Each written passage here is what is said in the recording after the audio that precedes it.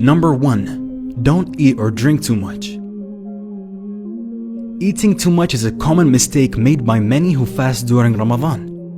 Once it's time to eat, we eat and drink like there's no tomorrow, overloading our stomachs until it's difficult to move. This then makes us lazy and unproductive. Keep in mind that Ramadan is about self-control, not self-indulgence. So let's try to stick to the prophetic rule on eating. Fill our stomachs with 1/3 food, 1/3 water, and 1/3 breathing space, inshallah. Number 2. Give daily charity.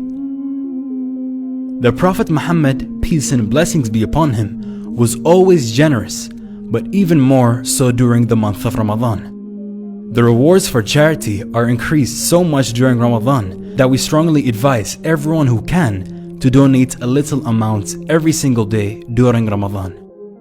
The reward will be multiplied many times. This way you can also guarantee your donation is on Laylatul Qadr, the night of power.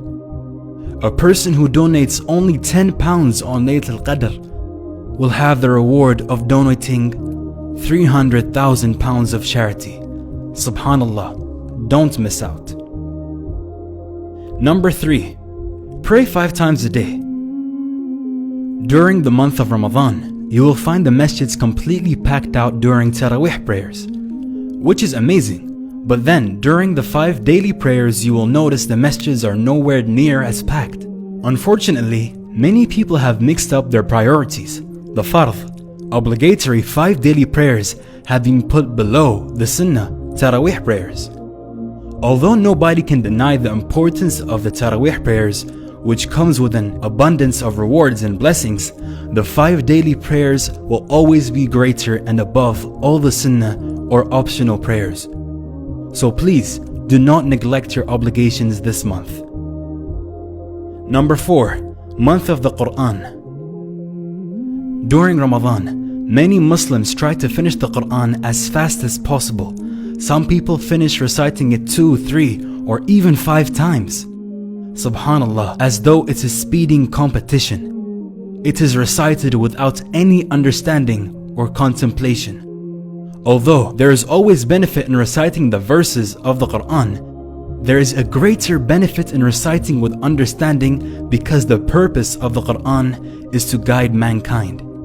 And how can we be guided if we don't take time to understand the verses? So make this the month you truly connect with the Quran. Number 5. Attain taqwa, God consciousness. The Quran prescribes fasting for the believers in these words: O you who have believed, decreed upon you is fasting, as it was decreed upon those before you, so that you may attain taqwa.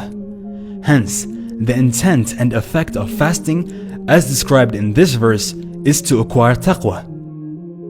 Presence of taqwa helps protect the believer from committing sins and to overcome the nafs, desires.